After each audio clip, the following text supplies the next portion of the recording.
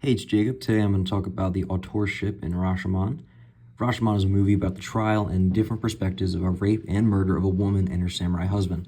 Rashomon was the first Japanese film to be released in North America by a big studio, and on top of that, it's one of the most influential films of its era.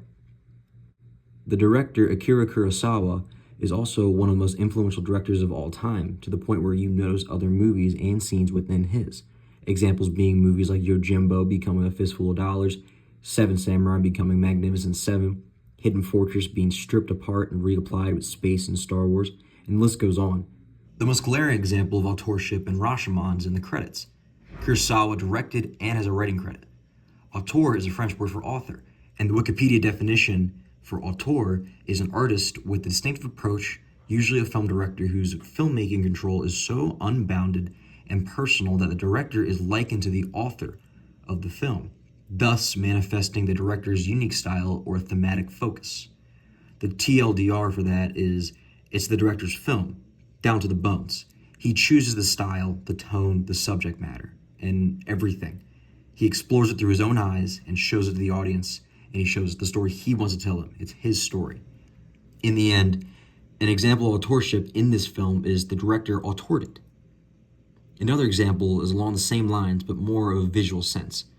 During the trials, the character testifies towards the camera, and we never hear or see the judges or jury. In a way, they are testifying to us as the audience, trying to get you on their side of the story. Or you could look at it another way. Maybe they're testifying to the director, Kurosawa, and this is how he, as the author or auteur, decides which story he wants to believe, or us, the audience, to believe.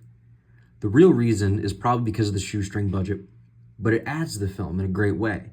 I'd almost compare it to Jaws. In Jaws, the shark didn't work, so the filmmakers came up with the ideas of the barrel and the POV shots of the shark, and that added to the film's suspense in a way that never could have if we saw the shark all the time.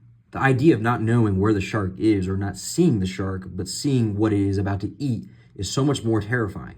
When the shark worked, aka Jaws 3 and 4, we saw how it turned out. Sub 4 scores on IMDb is all you need to see for that. Anyways, thank you for watching.